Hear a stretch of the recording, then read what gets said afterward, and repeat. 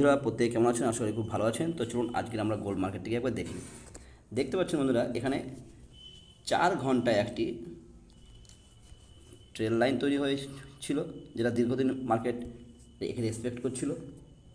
1 time, 2 time, 3 time, 4 time, 5 time. দেখুন এখানে breakout করেছে, রিট্রেসমেন্ট করেছে, আবার একটা নতুন একটা হাই ক্রিয়েট করে দেখুন আবার মার্কেট এখানে লো ক্রিয়েট করেছে।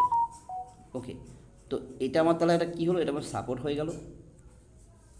ওকে, আমি এটা সাপোর্ট পেয়ে গেলাম এবং এইটা এখানে দেখুন একটি আমি রেজিস্ট্যান্সও পেয়ে গেলাম। তাহলে এবার যদি আমরা 1 ঘন্টার ক্যান্ডেলে চলে যাই, তার আগে নিচে আমাদের সাপোর্ট কোথায় আছে? এই, অর্থাৎ মার্কেট যদি এখান থেকে যদি ব্রেকডাউন করে তাহলে আমরা মুভ পেতে পারি এতটা পর্যন্ত। ওকে, এবং দেখুন মার্কেট এখানে একটি ট্রেল লাইন তৈরি করেছে, এখানে একটি ট্রেল লাইন তৈরি করেছে। তাহলে এই ট্রেল লাইনকেও যদি মার্কেট ব্রেকআউট করে একটি পুল ব্যাক নেয়, রিটেস্ট নেয়, তাহলে আমরা এখান থেকে বাইং ক্যান্ডেল যদি দেখতে পাই তাহলে আমরা এ অবধি আসতে পারি।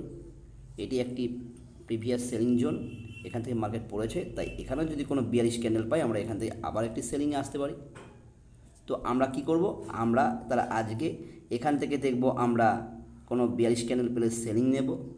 যদি এই ট্রেল লাইনকে ব্রেকআউট করে কোনো বুলিশ ক্যান্ডেল তৈরি করে রিট্রেসমেন্ট নেওয়ার পরে দেন আমরা এখান থেকে একটি বাই, আবার এই সেলিং জোনের এখানে গিয়ে যদি এখানে কোনো বিয়ারিশ ক্যান্ডেল তৈরি করে তাহলে এখান থেকে আমরা আবার সেল। ওকে, তার মাঝখানে আমরা কোনো ট্রেড নেওয়ার চেষ্টা করব না, আমরা জাস্ট মার্কেটকে ওয়াচ করব, দেখব। চলুন, ভালো থাকবেন প্রত্যেকে। আশা করি ভিডিওটি যদি ভালো লেগে থাকে তাহলে লাইক করবেন, শেয়ার করবেন এবং কমেন্ট করে জানাবেন কেমন লাগলো ভিডিওটি।